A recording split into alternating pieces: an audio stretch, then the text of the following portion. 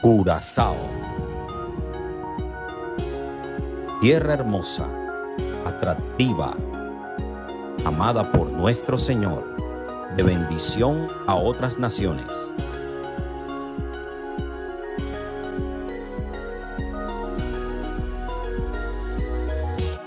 Cielos abiertos ha sido puesta para su transformación.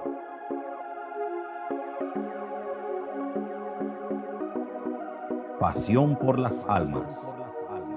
Muchos podríamos determinar la santidad como la manera de vestir, o cuando vemos personas arrodilladas y una actitud como hay gente que se burla y dice que ponen cara como si se estuvieran chupando un limón, pero yo creo que hay gente que de verdad esa es la manera como adoran y es válido, pero eso no es la santidad, o sea, si una persona adora de esa manera o se postra o llora constantemente, todavía yo no sé si esa persona tiene santidad.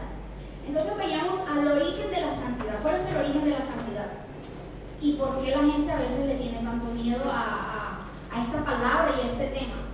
Cuando escuchamos versículos como Santo, Santo, Santo, el Señor de los ejércitos, Isaías 6:3, nosotros asumimos, no sé si a ustedes les ha pasado, pero a mí me ha pasado mucho que yo asocio la santidad con Dios. Al principio y siempre y aún lo hago, todo lo que es santo proviene de Dios y Dios es el ser santo. No sé si ustedes al principio lo ven así, pero entonces hay otros versículos como el Señor es santo, y hay otro que más me hace temblar y dice: yo soy Dios y no hombre, santo en medio de vosotros.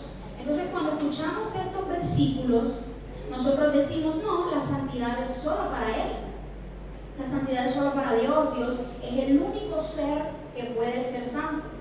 Entonces ahí empezamos a luchar con nuestra mente, sobre todo cuando escuchamos versículos como es el versículo que fue mi ancla, que es Levíticos 11:44, donde dice: yo soy el Señor tu Dios, conságrense por lo tanto y ser santos porque yo soy santo.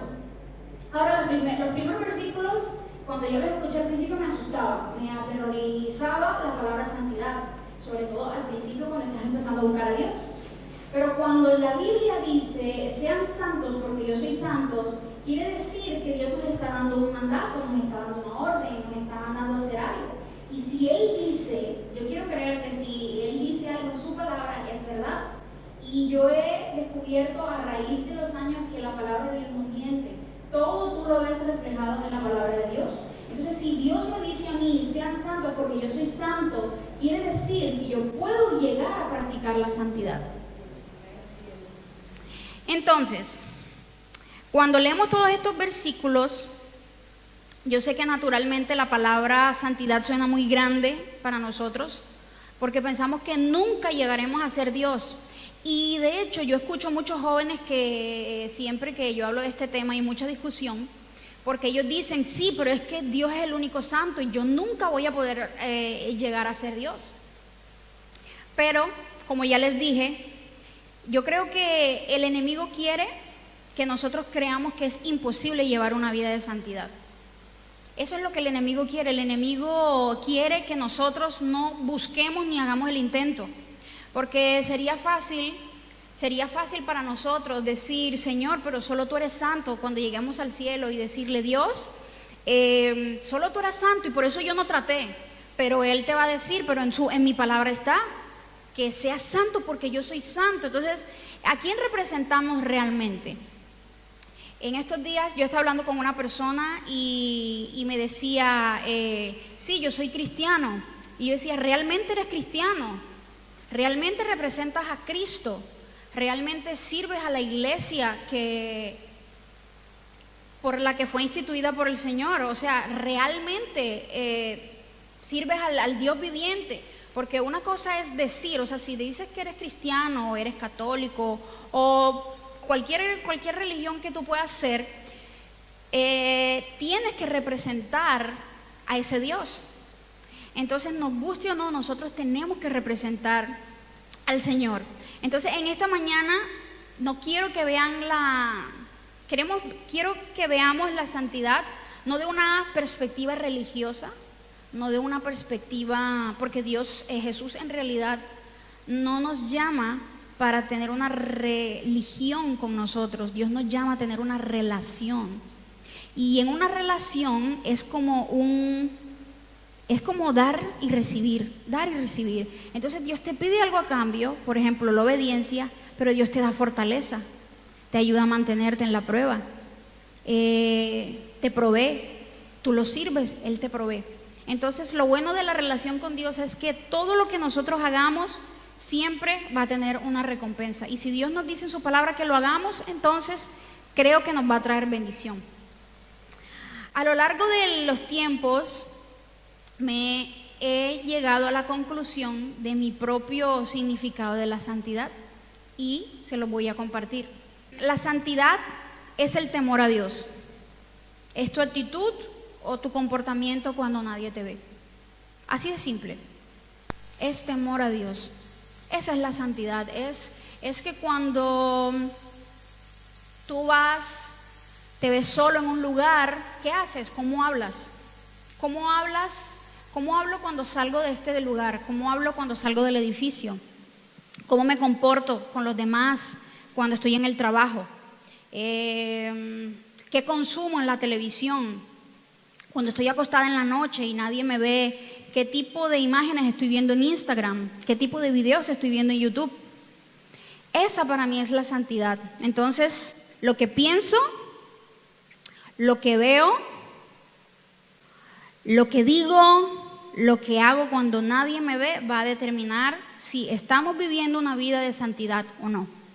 Entonces es más que vestirse natural, hay que vestirse decorosamente, pero es más lo que pienso, lo que veo, lo que hablo y lo que pienso cuando nadie me está viendo. Ahora lo defino de esta manera porque yo lo viví así. Cuando yo conocí, antes de conocer al Señor, un pequeño testimonio bien corto, yo quería llegar virgen al matrimonio.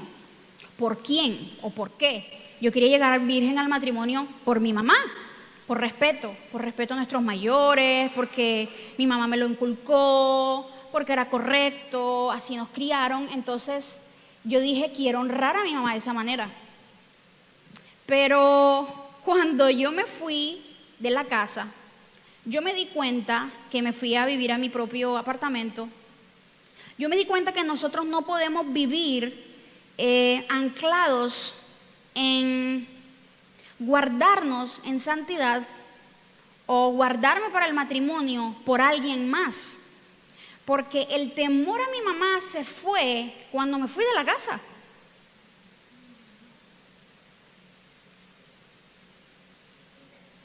¿En serio? Entonces, mi mamá nos crió con mucho temor y mi abuela era muy estricta. Entonces, cuando yo me voy de la casa, yo digo, hey, puedo hacer lo que yo quiera, tengo la libertad. Ahora, si mi mamá no me hubiese enseñado a tener temor a Dios, yo no sé lo que hubiese hecho. Porque es que el temor a Dios es lo único que nos va a salvar de pecar. Es lo único que nos va a salvar de robar. Porque ¿saben qué pasa? Cuando mamá se va, tú estás solo supuestamente, pero está Dios. Si tú tienes la percepción de que Dios está dentro de ti, de que Dios está en todo, de que Dios está en todo momento, cuando estás en el baño, cuando estás en el trono, cuando estás en la noche viendo tu Instagram. Cuando tú tienes esa percepción de que Dios está en todo momento contigo y Él es un ser santo y tú no lo quieres defraudar, las probabilidades de que tú vayas a pecar o que tú vayas a engañar a tu esposa son mínimas.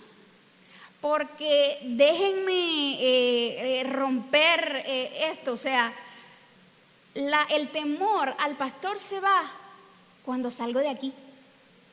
Le digo mucho a los padres que tienen hijos, sobre todo que están camino a la adolescencia, les digo, enséñale el temor a Dios.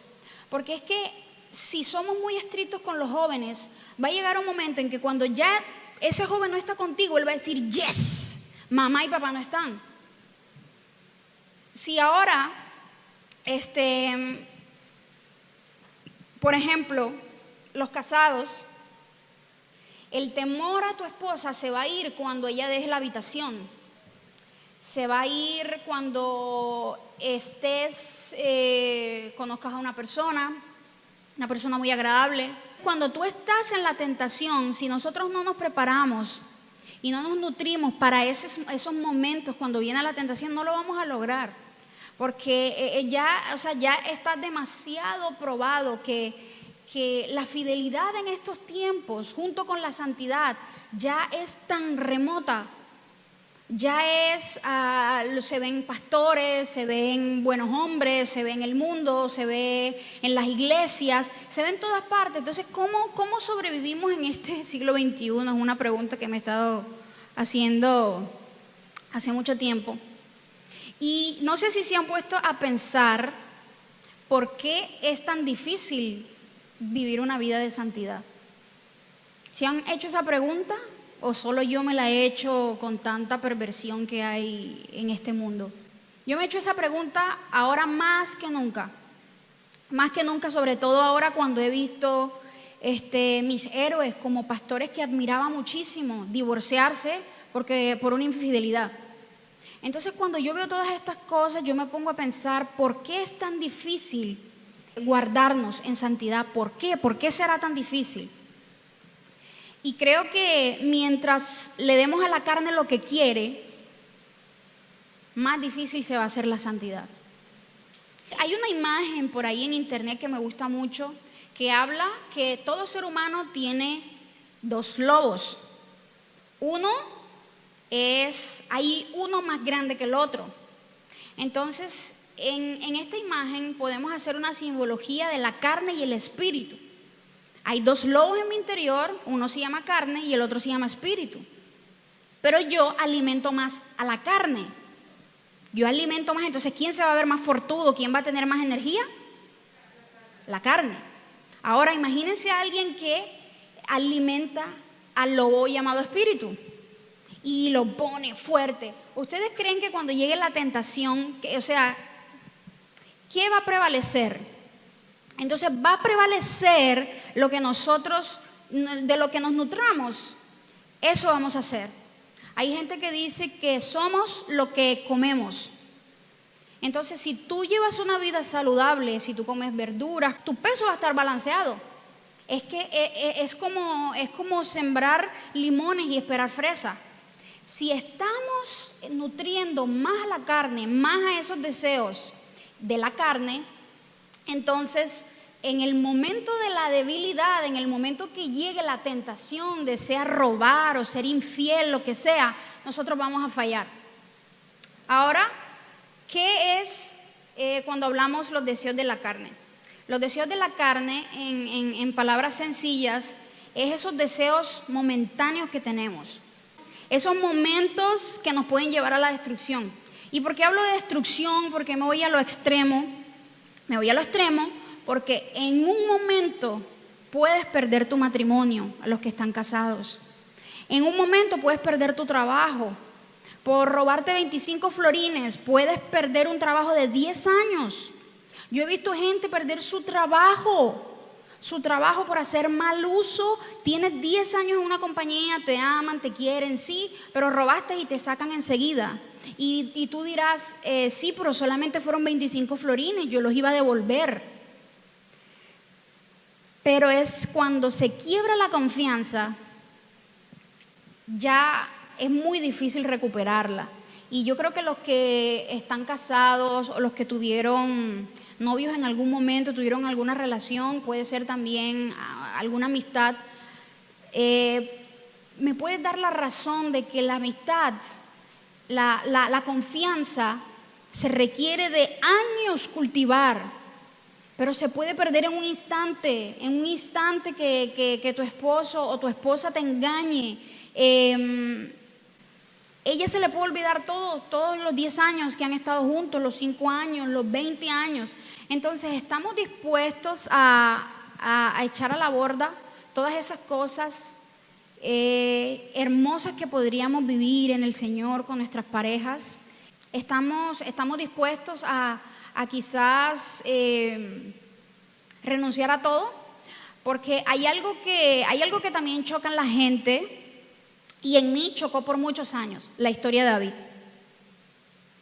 La historia de David para mí fue muy confrontante, porque en la Biblia vemos que David es el hombre conforme al corazón de Dios.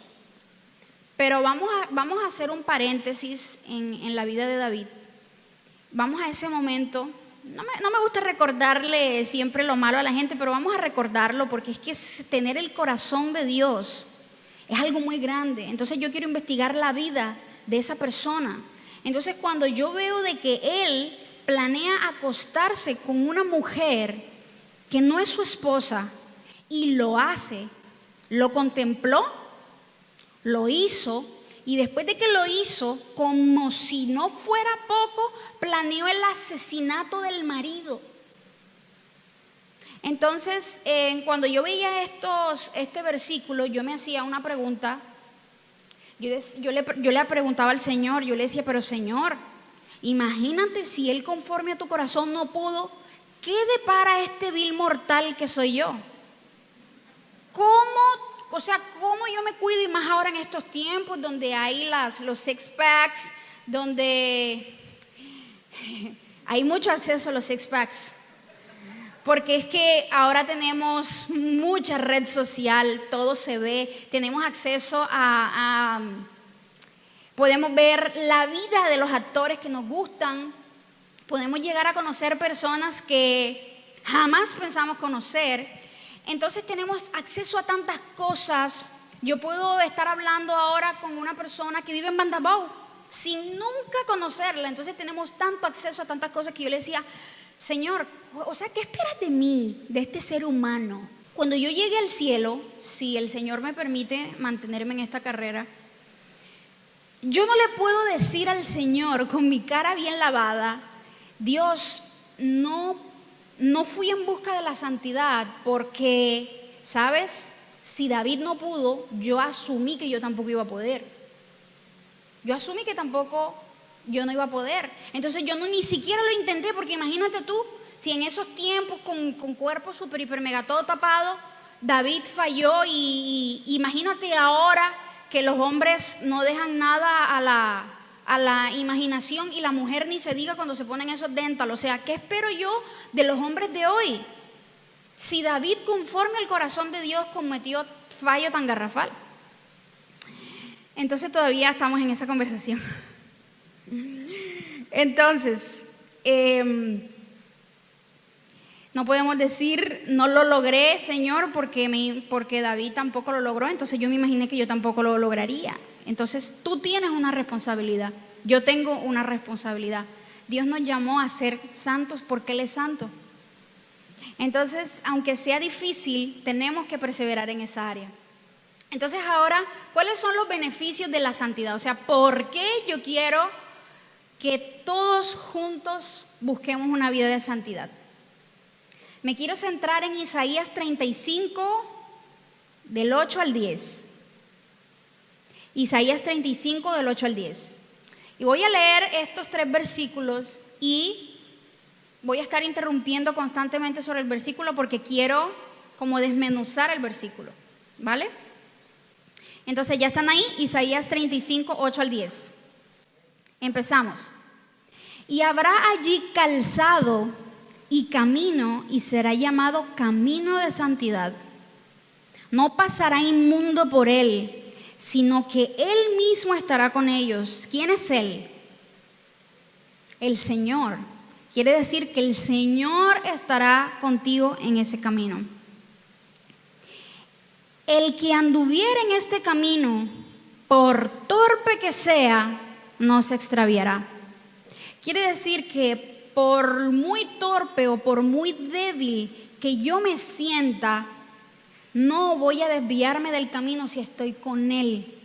Porque una vez que Dios se compromete con alguien, una vez que Dios te da una palabra y te dice, te voy a llevar, voy a hacer de ti una mujer recta, una mujer poderosa, te voy a bendecir, Dios no se arrepiente.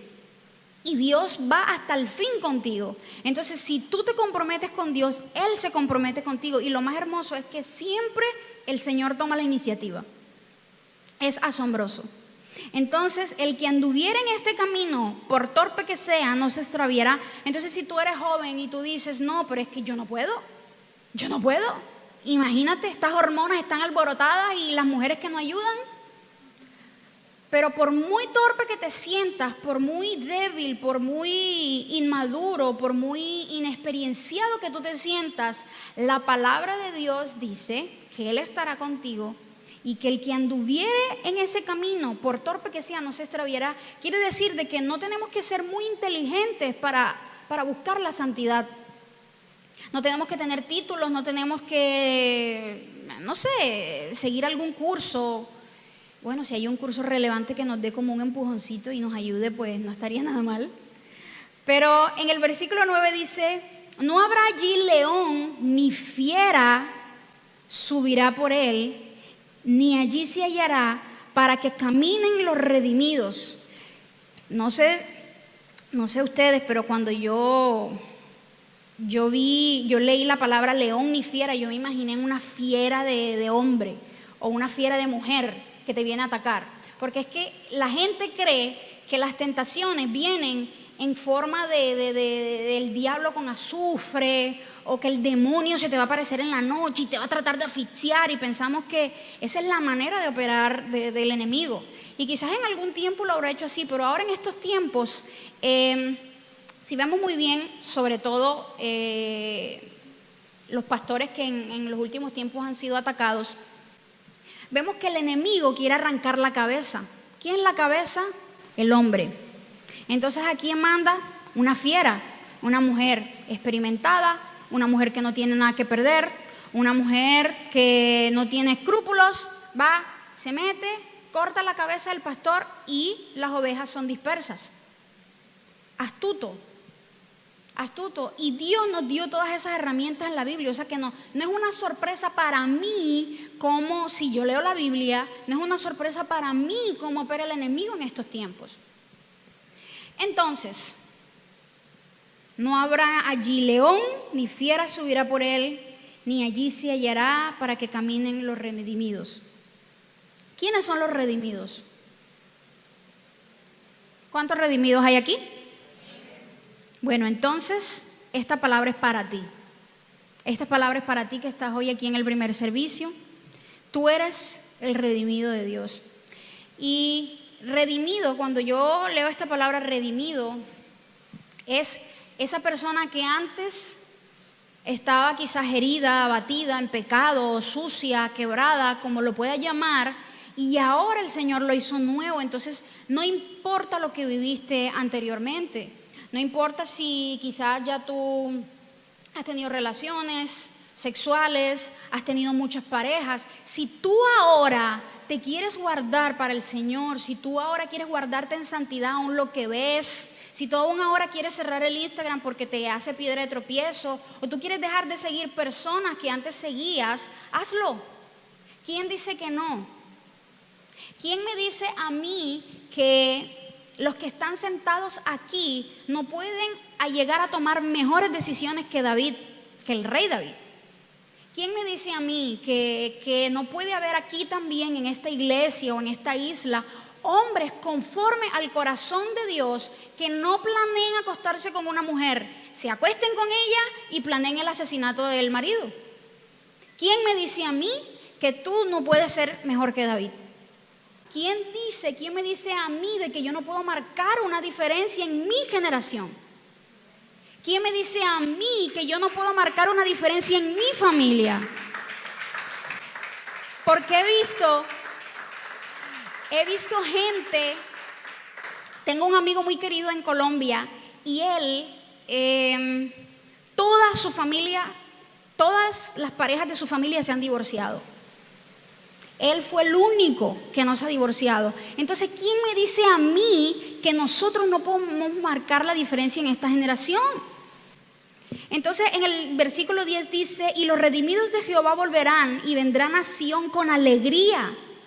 Gozo perpetuo será sobre sus cabezas, y tendrán gozo y alegría, y huirán la tristeza y el gemido.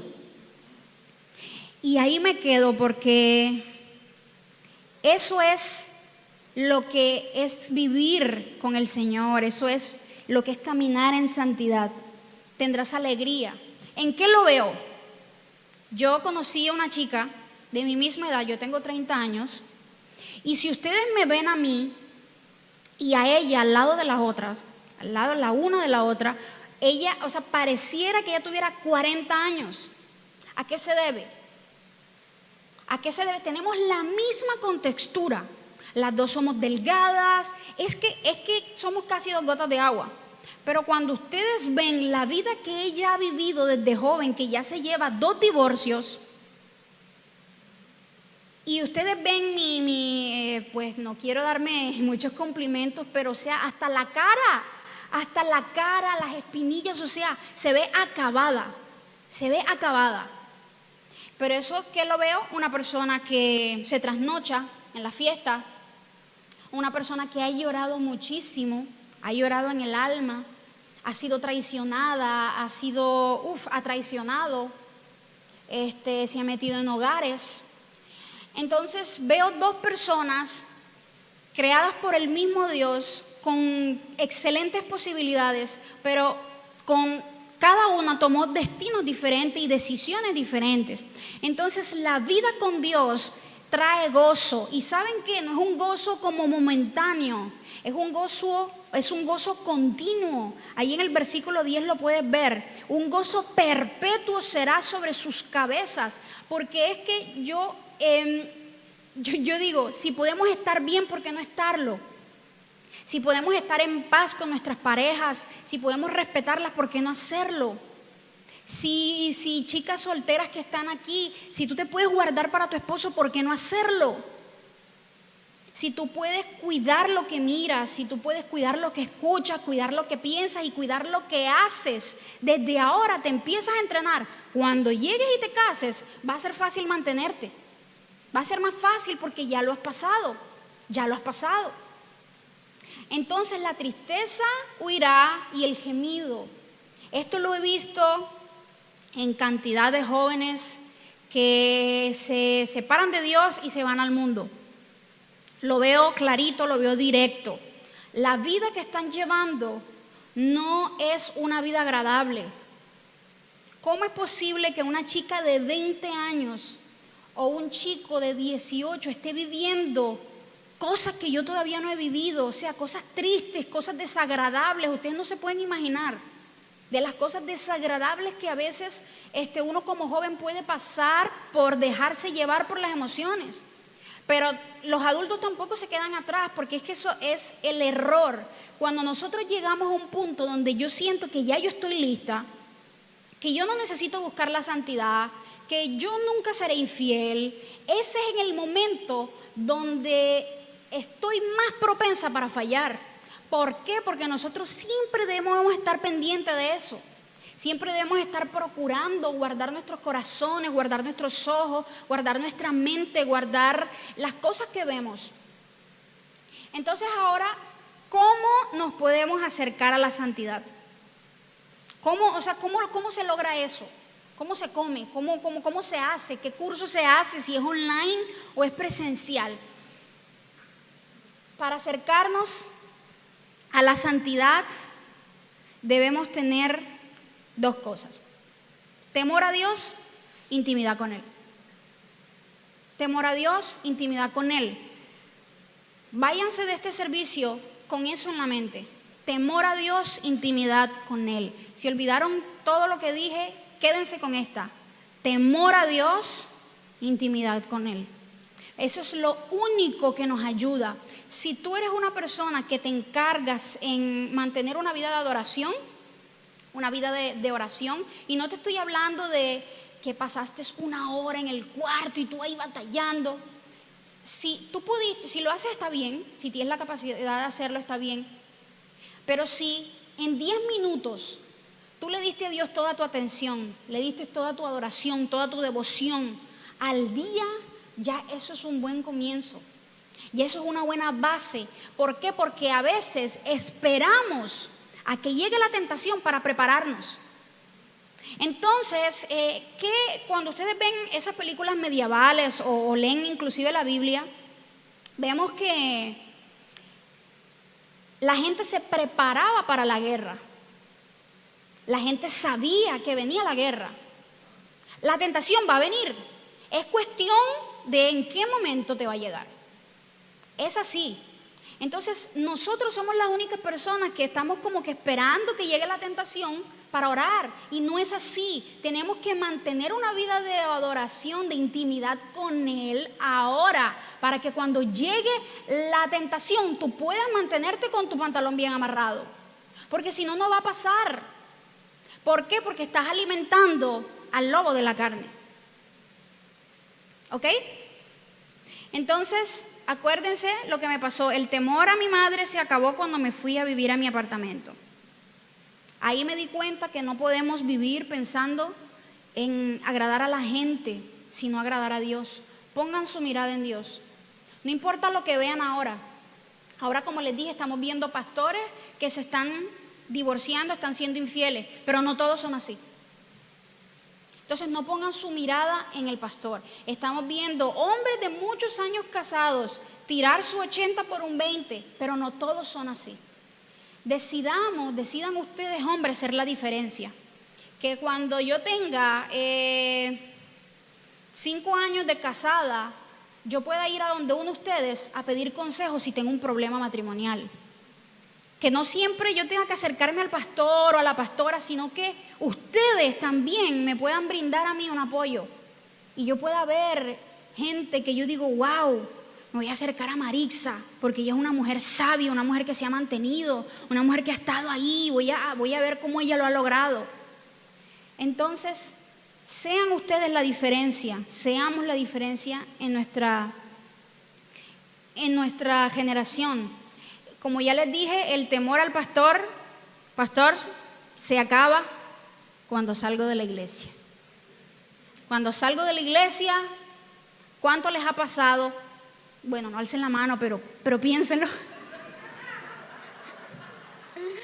¿A cuánto les ha pasado que ustedes salen de la iglesia en gloria y la alabanza y se le pararon los pelos y ustedes salieron como que ustedes todavía están levitando?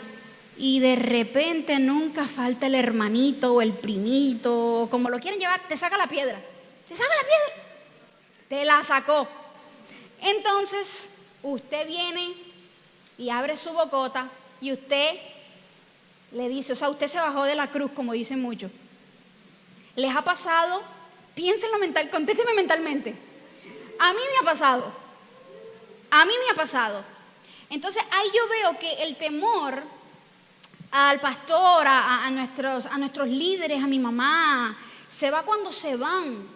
Pero si yo tengo un temor a Dios, al yo salir de aquí, yo voy a pensar, no, soy templo del Espíritu Santo, el Espíritu Santo está en mí, yo no puedo coger a esa criatura y reventarla y sepultarla. No puedo. El Espíritu Santo me está viendo, ok, el pastor no me está viendo, pero el Señor sí. El Señor sí me está viendo que estoy viendo esas cosas en Instagram, que estoy viendo esos videos en YouTube. El Señor sí me está viendo. Entonces, vayámonos con esa mentalidad. Entonces, para terminar, quiero dejarlos con unas preguntas. Una pregunta para las solteras. ¿Por qué no cuidarte para tu futuro esposo? ¿Por qué no? Y quizás tú pienses, sí, pero es que yo no voy a conseguir un hombre virgen, ¿y para qué cuidarme si él seguro viene todo recorrido? Sé que lo han pensado, chicas. Seamos honestas. Guárdate para él, pero guárdate para él ¿en qué sentido? En el sentido de que cuando tú te cases con ese hombre, tú no estés pensando en los cuadritos de Thor, en la apariencia del que vive en Yansofat, o en la apariencia del que vive en Banda Bow, o la que se hace sus poses extrañas en Instagram y no deja nada a la imaginación. Soltero, guárdate para esa mujer, para que cuando tú te cases con ella no la compares con nadie y ella sea lo único que tú ves.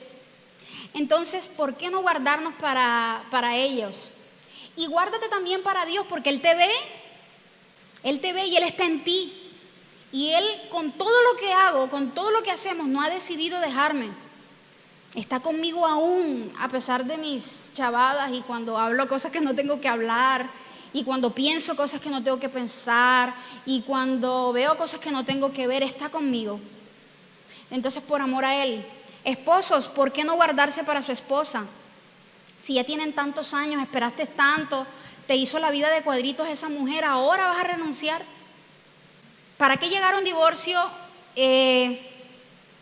por andar viendo lo que no debemos ver, por andar hablando con quien no debemos hablar? ¿Vale la pena perder la confianza de tu esposo, de tu esposa? ¿Vale la pena? Entonces, hagámonos esta pregunta.